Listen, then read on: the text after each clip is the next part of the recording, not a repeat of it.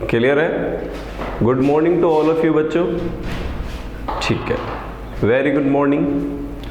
तो आज की क्लास हम शुरू करते हैं और आज की क्लास में जो हम पढ़ने वाले हैं बच्चों वो हमारा चल रहा है रिप्रोडक्शन इन ऑर्गेनिज्म। चैप्टर 1 चल रहा है हमारा, आप लोग देख पा रहे हो। तो चैप्टर का नाम क्या है? Reproduction in organism. क्लियर है बच्चों? Reproduction in organism. ओके, तो आज की क्लास में हमने अभी तक एसेक्सुअल रिप्रोडक्शन को डिस्कस कर लिया है। In previous class we will be discuss about the asexual reproduction. Now we today will discuss about sexual reproduction. Got it? Clear है बच्चा लोग? ठीक है। तो आज हम जो पढ़ने वाले हैं वो है बच्चों सेक्सुअल रिप्रोडक्शन। और जो सेक्सुअल रिप्रोडक्शन होता है वो सेक्सुअल रिप्रोडक्शन एसेक्सुअल के कंपैरिजन में बेस्ट है, अच्छा है, एडवांस है। सर क्यों एडवांस है? क्योंकि एसेक्सुअल के बाद डेवलप हुआ है सेक्सुअल रिप्रोडक्शन और उसके बाद उसका डेवलपमेंट हुआ है। क्लियर है बच्चों? तो आज अपन समझेंगे कि सर रिप्रोडक्शन इन ऑर्गेनिज्म, अगर हम पूरी दुनिया की बात करें तो जितने भी ऑर्गेनिजम्स हैं या तो वो एसेक्सुअली रिप्रोड्यूस कर रहे हैं या फिर वो सेक्सुअली रिप्रोड्यूस कर रहे हैं। क्लियर है बच्चों? तो हमें कैसे पता करना है कि कौन किस मेथड से और किस तरह से वो अपना फॉर्मेशन करता है। तो चलिए बच्चों, आज के हम इंटरेस्टेड क्लास में क्या समझने वाले हैं उसके बारे में मैं आपको बताने वाला हूं। तो सबसे पहले लास्ट क्लास में जो हम टॉपिक पढ़ चुके हैं उसका नाम था बच्चों सेक्सुअल रिप्रोडक्शन।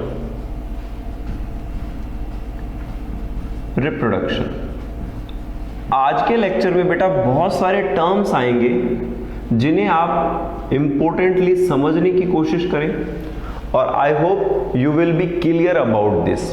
ओके बच्चों, I will be do my best. मैं आपके लिए पूरी कोशिश करूंगा आपको समझाने के लिए, आप मेरा साथ बनाए रखें। एसेक्सुअल रिप्रोडक्शन हम पढ़ चुके हैं और आज जो हम पढ़ने वाले हैं बच्चों वो पढ़ने वाले हैं सेक्सुअल रिप्रोडक्शन को। तो सर सेक्सुअल रिप्रोडक्शन की कहाँ से शुरुआत होती है, ये कैसा होता है उसे समझते हैं। तो देखो बच्चों, सेक्सुअल रिप्रोडक्शन, तो देखो बच्चों अगर हम सिंपली बात करें तो एसेक्सुअल रिप्रोडक्शन और सेक्सुअल रिप्रोडक्शन दो एक मेथड्स हैं जिनके थ्रू एक ऑर्गेनिज्म अपनी न्यू जनरेशन को बनाता है। क्लियर है बच्चों? तो जैसे ही यहाँ पे न्यू जनरेशन बन रही है तो एसेक्सुअल रिप्रोडक्शन का जो रिजल्ट रहता है वो क्या रहता है बच्चों? क्लोन। क्या रहता है बच्चों? क्लोन रहता है। क्लोन का मतलब क्या होता है? हूबहू उस जैसा, एज इट इज, जैसे पेरेंट हैं उनमें से वैसा ही उनका ऑफस्प्रिंग है, उसे आप क्लोन कह सकते हो। तो क्लोन तो चेंजेस नहीं ला सकते एनवायरनमेंट में, ठीक है? तो उसके लिए एक दूसरा मेथड डेवलप हुआ जिसका नाम क्या है बच्चों? Sexual reproduction. तो सेक्सुअल रिप्रोडक्शन के लिए हमें क्या चाहिए सर? हमें चाहिए भैया 2 पेरेंट्स। सबसे पहली रिक्वायरमेंट 2 पेरेंट्स। 2 पेरेंट्स, तो 2 पेरेंट्स चाहिए। अब पेरेंट्स की कैटेगरी कैसी हो सकती है बच्चों? देखो सुनो, या तो जिसमें फीमेल भी हो और उसके पास मेल भी हो, या तो ये कंडीशन हो सकती है या ये कंडीशन हो सकती है कि जिसके पास ओनली फीमेल सेक्स ऑर्गन हो, या हमारे पास ये कंडीशन हो सकती है कि जिसके पास केवल मेल रिप्रोडक्टिव ऑर्गन। बेटा ये कंडीशन समझ में आ गई ना, तो आपकी कमांड आ जाएगी बायोलॉजी पर, आपको समझ में आ जाएगा कि क्या कहना चाह रहा है। तो देखो इस कंडीशन को हम क्या कहते हैं बेटा, बाइसेक्सुअलिटी, बाइसेक्सुअल। तो मैं लिख लेता हूं पहले, सर इसे हम क्या कहेंगे, because they have both sexes, one person have both sexes, bisexual. Clear है, क्लियर है बच्चा। तो this condition will be called bisexual, या तो ये कहिए बच्चों। बाइसेक्सुअल के अलावा इसके लिए हम बायोलॉजी में एक और टर्म यूज करते हैं, is a very important term, is called hermaphrodite. Clear है ना। या तो आप उसे कह दीजिए बच्चा लोगों बाइसेक्सुअल, या आप उसे कह दीजिए बच्चों हर्माफ्रोडाइट, या सर हम इसे एक और टर्म कह सकते हैं, बिल्कुल कह सकते हैं, it is called monoecious, monoecious, monoecious. Clear है बच्चों, मोनोशियस। मोनोशियस वो कंडीशन है जिसमें मेल भी और फीमेल सेक्स ऑर्गन दोनों साथ साथ एक में ही पाए जाते हैं। ठीक है, उसे मोनोशियस कंडीशन कहते हैं। I hope will be clear बच्चा, क्लियर है ना। ठीक, अब हम दूसरी कंडीशन को समझना चाहते हैं बच्चों। दूसरी कंडीशन क्या है सर? सर दूसरी कंडीशन जिसमें केवल फीमेल पार्टनर है और एक मेल पार्टनर है, तो यानी both are depends on each other. Male वाला फीमेल पर डिपेंड है, फीमेल वाला मेल पर डिपेंड है, तभी जाकर के यहां रिप्रोडक्शन प्रोसेस कंप्लीट हो पाएगा। क्लियर है बच्चा। तो कैसे होगा इसके लिए? सर ये फीमेल है, ये फीमेल है और ये मेल है। ऑल इज क्लियर बच्चों। ये एक फीमेल है हमारे पास और दूसरा क्या है बच्चों? मेल है हमारे पास। तो क्या करना पड़ेगा? सर दोनों के बीच में फर्टिलाइजेशन होगा। तो इस कंडीशन को क्या कहेंगे? जब सेक्सेस आर सेपरेट। तो यहां क्या लिख सकते हैं? हर्माफ्रोडाइट या मोनोशियस कंडीशन में आप क्या लिख सकते हो बच्चों? Both sexes are present in one organism,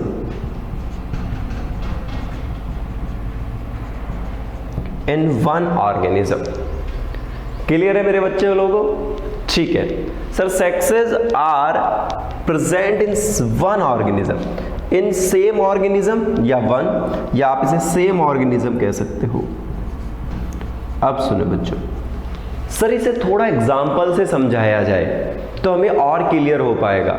तो बेटा आप लोगों ने एक एग्जाम्पल बहुत सुना है जेनेटिक्स में, पाइसम सटाइवम, मटर, पी। तो एग्जाम्पल के लिए मैं प्लांट का दे देता हूं।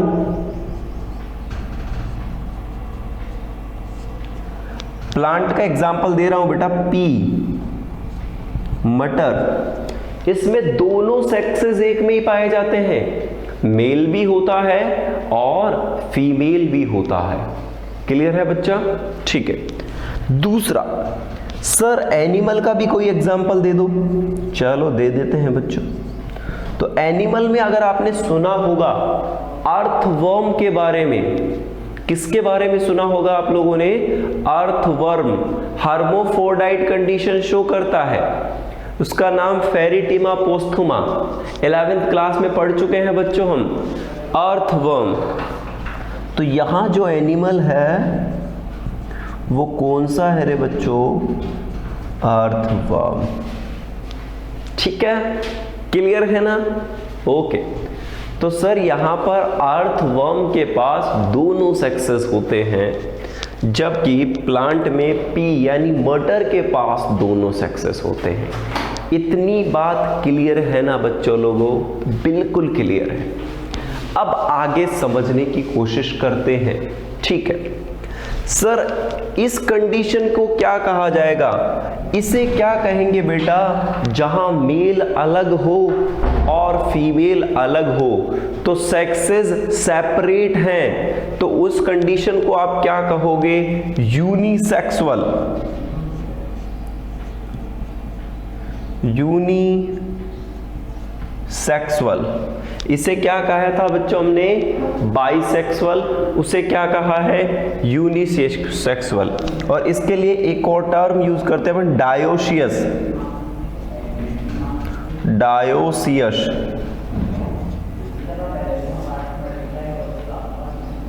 डायोसियस मेंशन करो बच्चों, डायोसियस। डायोसियस जिसमें मेल अलग हो फीमेल अलग हो। मोनोसियस जिसमें मेल भी एक में ही हो और फीमेल भी एक में ही हो। तो इसे भी हम एग्जाम्पल के थ्रू समझें, तो एग्जाम्पल क्या होगा बच्चों? एनिमल्स में अगर हम देखें तो क्या होगा बच्चों? ह्यूमंस मेल अलग पाया जाता है और फीमेल अलग पाया जाता है। क्लियर है ना बच्चा?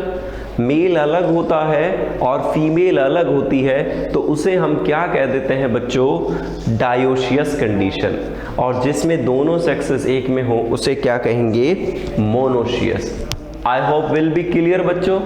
क्लियर है ना यहां तक का? चलिए आगे चलें। Thank you. अब सुनिए बच्चों, अब हमें क्या करना है? सर हमने दो टर्म्स सीख ली हैं, हर्माफ्रोडाइट और इसके अंदर मोनोसियस, डायोसियस के बारे में हमें पता चल गया है। तो यानी सेक्सुअल रिप्रोडक्शन के लिए दो पार्टनर्स एसेंशियल हैं, जरूरी है। तो क्या होगा सर सेक्सुअल रिप्रोडक्शन में? होगा क्या? तो सबसे बड़ा तो क्या होगा? हैशटैग यहां ड्यूल पेरेंटल चाहिए हमें, ड्यूल पेरेंट्स चाहिए बच्चों। दो फादर एंड मदर चाहिए बच्चों को। ठीक है, तो एक फादर होगा और एक मदर होगा, तब उसको क्या कहेंगे अपन? Dual parents. ठीक है बच्चों, इसके बाद की बात करना चाहेंगे अपन। इसके बाद में क्या होता है उसे समझो बच्चों। सर इससे सबसे बड़ा जो ऐतिहासिक चीज होने वाली है सेक्सुअल रिप्रोडक्शन में, वो है very important, it is called variation. क्या कहा जाएगा बच्चों? उसको वेरिएशन कहा जाएगा। वेरिएशन इट्स कॉज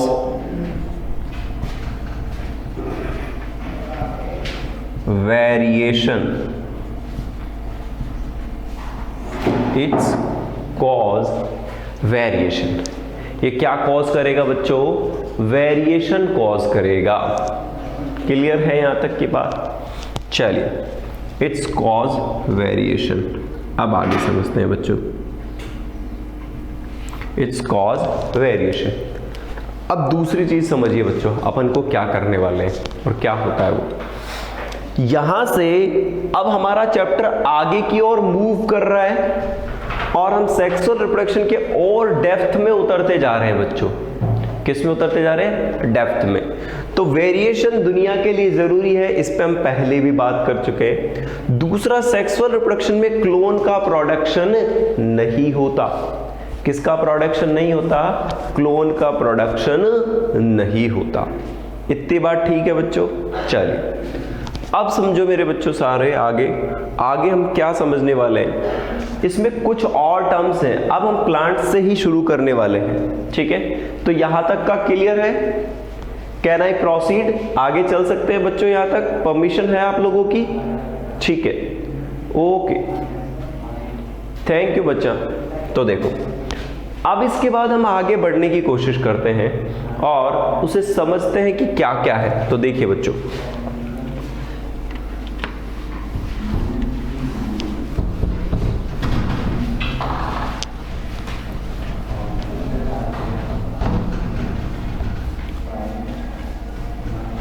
देखिए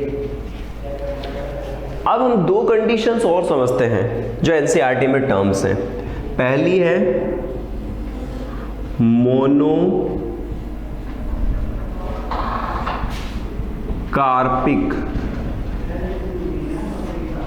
ठीक है बच्चा, और एक होती है बच्चों पॉलीकार्पिक।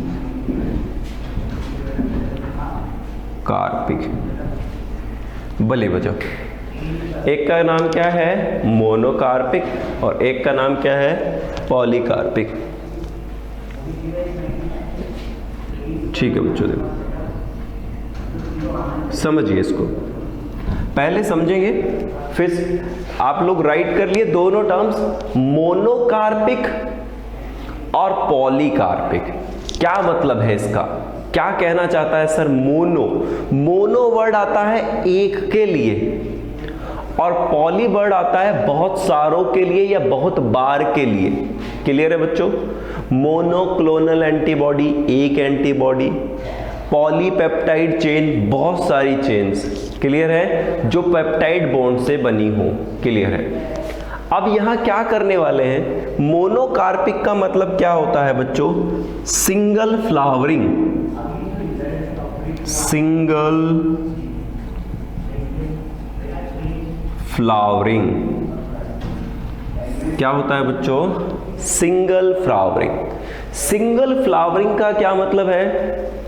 अगर मैं अब suppose I am a plant, अगर मेरा लाइफ साइकिल 1 साल का है, मेरा लाइफ साइकिल 100 साल का है, या मेरा लाइफ साइकिल 1000 साल का है, और अगर मेरी बॉडी में एक बार ही फ्लावर्स का फॉर्मेशन होता है, एक बार ही फ्लावर्स का फॉर्मेशन होता है, तो उसे क्या कहेंगे बच्चों? मोनोकार्पिक। क्या कहेंगे बच्चा? Monocarpic. Single flower in all life, एक बार ही फ्लावरिंग होती है बच्चों इनके अंदर, और फिर उसके बाद ये चले जाते हैं, तो उन्हें क्या कहते हैं अपन? Monocarpic, single flowering. क्लियर है बच्चों? एग्जाम्पल, हमारी जितनी भी क्रॉप है, फसल है, वो सब मोनोकार्पिक ही तो हैं। वीट, राइस, बाजरा, इन सभी में एक बार ही फ्लावरिंग आती है और फिर उसके बाद वो फसल कट जाती है, खत्म हो जाता है पेड़। यस या नो? क्लियर है ना बच्चा? ओके, तो क्या होगा सर? सिंगल फ्लावरिंग होगी मोनोकार्पिक में, और उसे हम एग्जाम्पल के रूप में समझें तो बेटा आप लिख लीजिए वीट एंड राइस।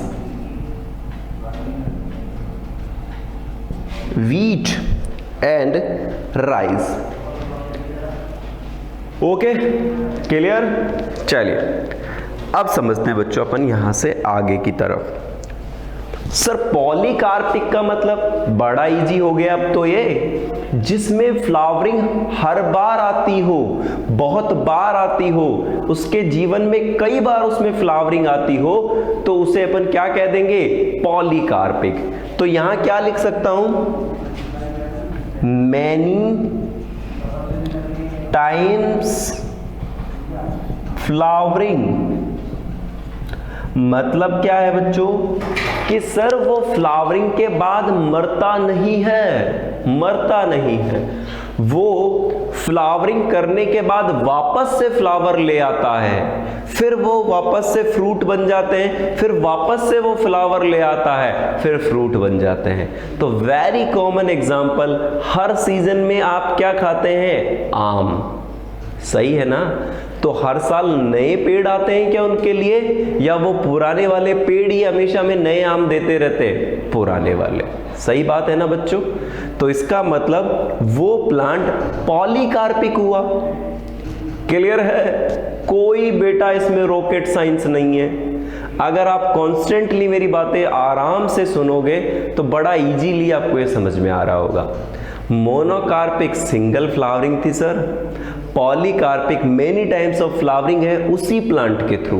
तो एग्जाम्पल लिखें, ठीक है, कुछ मीठा हो जाए तो वो क्या है? हमारा मैंगो। पता है ना बच्चों? मैंगो। मैंगो को हम नेशनल फ्रूट भी कहते हैं, ठीक है, हमारा नेशनल फ्रूट है बेटा मैंगो, आप लोगों को पता होगा।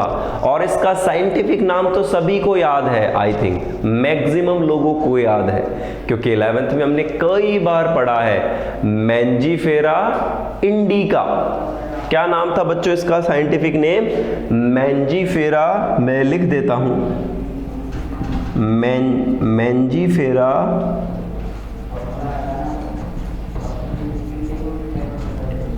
इंडिका। ओके, क्लियर है बच्चे लोगों? Very good. अब आगे कुछ बात करना चाहेंगे अपन और उसको समझते हैं, कैसे समझेंगे वो देखते जाओ बच्चों। मैंजीफेरा इंडिका मैंगो का नाम है। सर ये पॉलीकार्पिक हुआ, पहली बार पता चला कुछ होता है मोनोकार्पिक भी और पॉलीकार्पिक भी। अब तक पता था कि पबजी कुछ होता है, अब पबजी छोड़ो बच्चों, अब हमें ये पता चल रहा है कि बायोलॉजी में भी कुछ कुछ हो रहा है। अब सुनो बच्चों, अब इसके बाद अगर हम बात करें तो क्या होगा? सर प्लांट्स को भी कुछ कैटेगरीज में डिवाइड किया सकते हैं, बिल्कुल कर सकते हैं, आइए करते हैं उन्हें।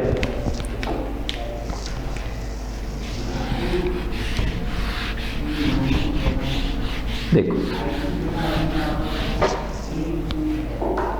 देखो बच्चों, अब हम यहां पर देखें, हमारे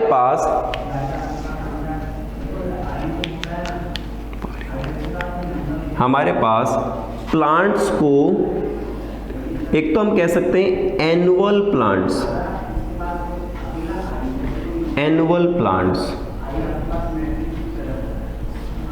एक हम कहते हैं बच्चों biennial plants,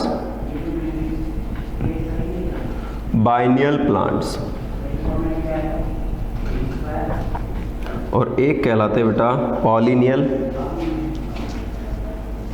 annual, biennial, पॉलिनियल plants.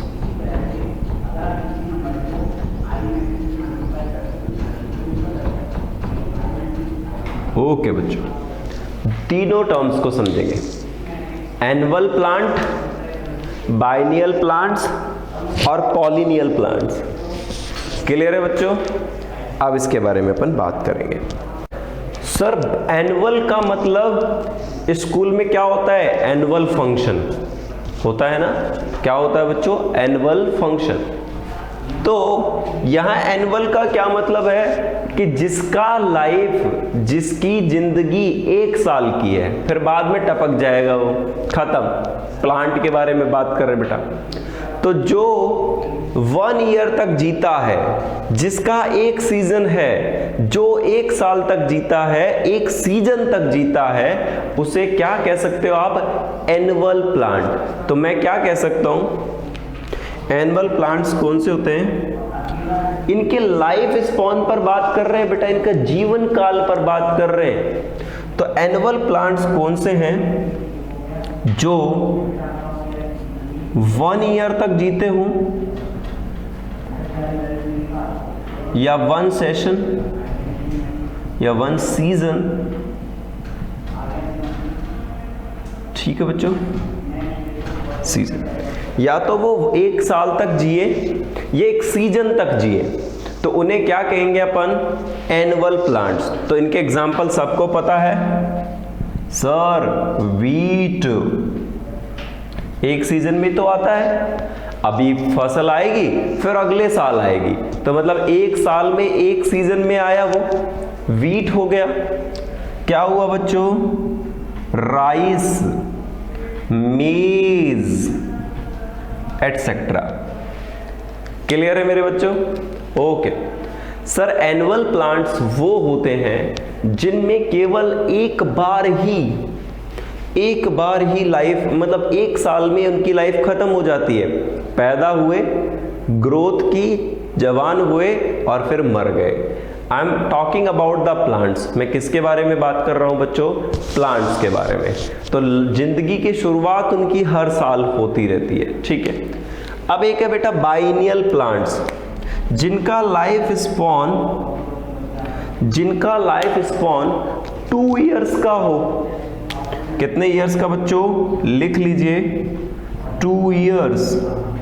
Sir ये वाले प्लांट 2 साल तक जीते हैं, बताओ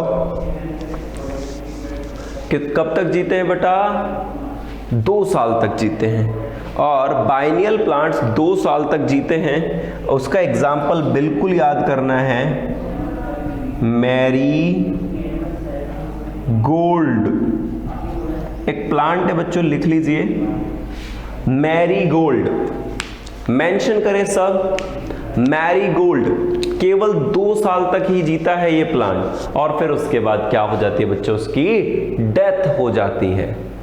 तो अपन तो बहुत जीने वाले हैं, है ना? अपन से कौन टकराएगा? कोरोना भी हार जाएगा, वही बात है बच्चों। ठीक है, अब सुनो मेरी बात बच्चों, यहां से तीसरे है पॉलिनियल प्लांट्स। इनका क्या कहना है? कुछ तो कहना ही है। मोर देन 2 ईयर्स, इनका लाइफ स्पॉन कितना होता है बच्चों? मेंशन करें, मोर देन 2 ईयर्स। लो बच्चों, मोर देन 2 ईयर्स, ठीक है। सर जिनका लाइफ स्पॉन 2 साल से ज्यादा रहता है, ठीक है, और उनमें फिर फ्लावरिंग आती है, फिर वो मैच्योर होते हैं, फिर उनकी डेथ होती है, लेकिन 2 साल पहले उनकी डेथ नहीं होती, उनकी डेथ बहुत आगे तक जाती है। तो उसका एग्जाम्पल क्या है बच्चों? Very interesting example, bamboo. Bamboo सुना है बच्चों आप लोगों ने बैम्बू के बारे में? बांस की बात कर रहा हूं मैं। बैम्बू, आपको पता है बैम्बू का लाइफ साइकिल कितने दिन का होता है? उसका लाइफ जीवन कितने दिन का होता है? लिख लीजिए बच्चों 100 ईयर्स। एक बांस का पेड़ 100 साल तक जीता है। कितने साल तक जीता है? 100 साल तक। और फिर उनके अंदर एक बार ही फ्लावरिंग आती है। It can also include in monocarpic. इसको किस में इंक्लूड कर सकते हैं बच्चों? अपन मोनोकार्पिक में भी। तो इसे हम मोनोकार्पिक में भी ले जा सकते हैं, मोनोकार्पिक।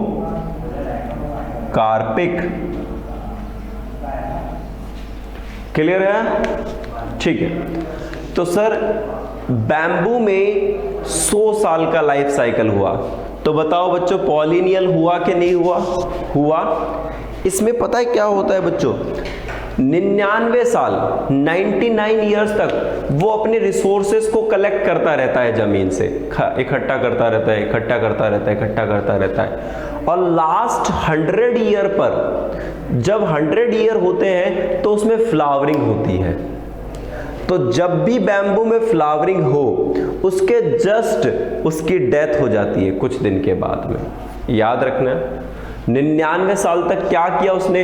जमा किया खाना, बहुत सारा खाना जमा कर लिया, और उसके बाद जब 100 ईयर्स पर आया तो उसमें फ्लावरिंग हुई, और उसके बाद क्या हो गई बच्चों? उसकी डेथ हो गई। क्लियर है? खेल खत्म। यही होता है ना लाइफ में, हम बहुत सारा पैसा इकट्ठा करते रहते हैं, एक दिन हार्ट अटैक आया, खेल खत्म। एक्सीडेंट हुआ, खेल खत्म। समझ रहे हो ना बच्चों? तो प्लांट्स के लिए आपको समझ में आना चाहिए कि पॉलिनियल प्लांट्स में अगर हम बात करें तो मोर देन 2 ईयर्स, 2 साल से ज्यादा जी सकते हैं। अब कितना जी सकते हैं ये मुझे नहीं पता। कोई 100 साल जी सकता है, कोई 1000 साल जी सकता है, कोई 300 साल जी सकता है। उन सब को आप कहां मेंशन करेंगे? पॉलिनियल प्लांट्स में। क्लियर है बच्चों? एक और प्लांट का एग्जांपल देना चाहूंगा मैं यहां पे, जो आपके एनसीईआरटी में मेंशन किया गया है। आपने सुना होगा नीला कुरंजी। इधर देखिए बच्चों, नीला कुरंजी, ठीक है, ओके। इसके बारे में क्या समझना है? ये प्लांट बड़ा पॉपुलर कर दिया एनसीईआरटी ने, नीला कुरंजी। आपने सुना होगा नीलगिरी हिल्स, उसका रिलेशन इन्हीं से है बच्चों। नीलगिरी हिल्स गिरी हिल्स। क्लियर है बच्चों? अब सर कहाँ है नीलगिरी हिल्स? तो बेटा ये है कर्नाटका, असम और केरला। सुन लीजिए बात को बेटा, नीलाकुरंजी हेलियंथस कुंथियाना, जिसकी बात कर रहा हूं मैं साइंटिफिक बच्चों, कर्नाटका, असम और केरला में मैक्सिममली पाया जाता है हिल्स पर, और उन हिल्स का कलर नीला हो जाता है जब यहां फ्लावरिंग होती है। तो इसलिए उन हिल्स का नाम क्या रख दिया गया बच्चों? क्या रख दिया गया उसका नाम? उसका नाम रख दिया गया नीलगिरी हिल्स। अब कैसा है समझिए, देखो बात, ये प्लांट में बेटा जो फ्लावरिंग होती है वो 12 इयर्स में होती है, 12 इयर्स में।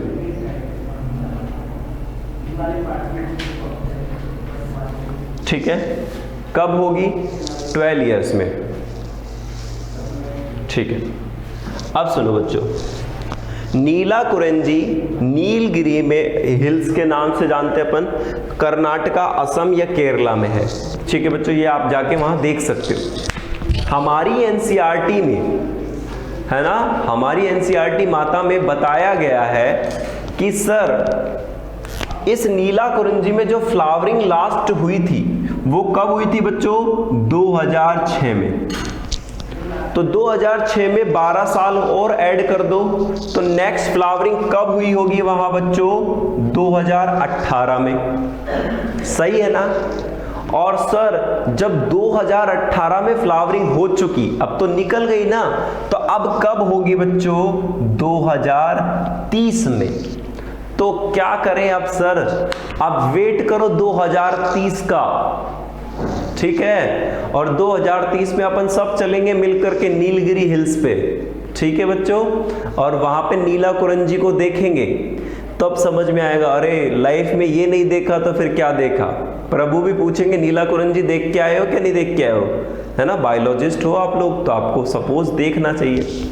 तो अब क्या होगा देखो बच्चों, यहां पर फ्लावरिंग हुई कितने साल में? 12 इयर्स में। और यहां पर भी फ्लावरिंग हुई बेटा कितने इयर्स में? 12 इयर्स। मजा आ रहा है ना समझ में? चलो एक पिकनिक हो गया आप लोगों का। हम आपको कहां कहां ले गए?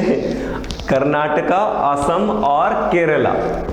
तो हम 3 जगह घूम रहे हैं सर नीलगिरी हिल्स के बारे में। अब सुनो बच्चों क्या हुआ। तो सर 2030 में फ्लावरिंग कब हो, है ना, और हम कब जाएं यहां पर? तो बता देता हूं, समय भी बता देता हूं, इसमें फ्लावरिंग कब होती है। इसमें फ्लावरिंग होती है बेटा लेट अगस्त और अर्ली नवंबर।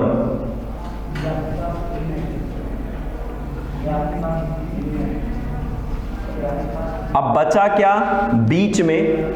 अगस्त, सितंबर, सॉरी अक्टूबर, अर्ली अक्टूबर, अगस्त, सितंबर, अक्टूबर, अक्टूबर, OCTOBER, अक्टूबर। तो बेटा पूरा सितंबर में ये हिल्स पूरे ब्लू दिखाई देते हैं। तो फ्लावरिंग के लिए जो टाइम है वो कौन सा है बेटो? सितंबर, BER। चलो मजा आ गया। 2030 को सितंबर में हम सब कहां मिलने वाले हैं? या तो कर्नाटका या असम या केरला। चलेंगे ना सभी बच्चे? पक्का? चलो तो जब तक आप एक सक्सेसफुल डॉक्टर होगे, है ना, सबके पास अपनी अपनी मर्सिडीज होगी, तो मुझे भी बिठा के ले चलना भाई, ठीक है? हाँ, तो सबके पास अपनी अपनी एक मर्सिडीज हो और फिर हम सब लोग साथ में चलेंगे और देखेंगे नीलाकुरंजी को। ठीक है बच्चा? तो इतनी बात समझ में आ गई क्या? तो इसे कहाँ रखें बच्चों?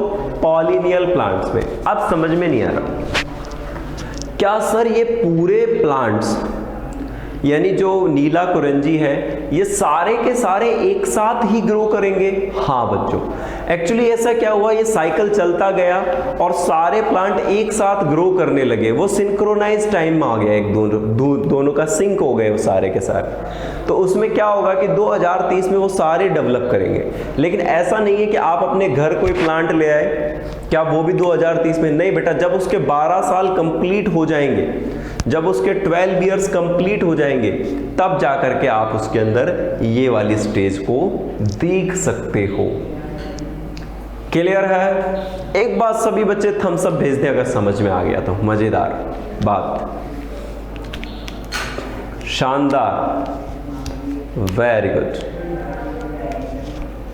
ओके। अब चलें आगे बच्चों, ठीक है। I hope this will be clear. तो नीला कुरंजी की बात कर चुके हैं, मोनोकार्पिक की बात कर चुके हैं, पॉलीकार्पिक की बात कर चुके हैं, एनुअल की बात कर चुके हैं, बाइनियल की बात कर चुके हैं और पॉलिनियल की भी बात कर चुके हैं। अब हम जो बात करने वाले हैं वो ये बात करने वाले हैं बच्चों कि हमारी लाइफ साइकिल में जो सेक्सुअल रिप्रोडक्शन होता है उसके लिए लाइफ साइकिल में एनिमल्स प्राइमेट्स होते हैं, ठीक है। प्राइमेट्स का हम यहाँ स्टडी करेंगे अब आगे चल के। तो आपको 2 साइकिल्स के बारे में पढ़ना है, एक एस्ट्रस साइकिल और एक मेंस्ट्रुअल साइकिल। किस किस के बारे में पढ़ना है बच्चों आपको? एस्ट्रस साइकिल और मेंस्ट्रुअल साइकिल। आप लोगों से थोड़ी बात ये कहना चाहूंगा बच्चों, एनसीईआरटी जरूर पढ़ें, एनसीईआरटी अंडरलाइन करें। जो बातें मैं बोल रहा हूं वो एनसीईआरटी में मिल रही हैं आप लोगों को, आप उन चीजों को समझ पा रहे हो। अगर हम ये सारी चीजें कर पा रहे हैं तो इसका मतलब we are going to correct a way, हम एक सही रास्ते पे जा रहे हैं बच्चों। और अगर आप नहीं कर पा रहे हो तो फिर प्रॉब्लम होगी बच्चों। इन सारी चीजों को समझने के लिए आपको एनसीईआरटी जरूर चाहिए। एनसीईआरटी को समझो बच्चों, और जो मैं बता रहा हूं वो नोट्स जरूर बनाते चले जाएं। क्लियर रहेगा बच्चों यहां तक की बात? ठीक है। अब यहां से आगे की क्लास में कल हम जो पढ़ेंगे बच्चों वो क्या पढ़ने वाले हैं, हम यहां से आगे की क्लास में कल जो हम पढ़ेंगे वो पढ़ेंगे मेंस्ट्रुअल साइकिल के बारे में और एस्ट्रस साइकिल के बारे में। क्लियर है बच्चों? तो आज के लिए इतना ही। शुक्रिया आप लोगों का, बहुत बहुत धन्यवाद। Thank you so much.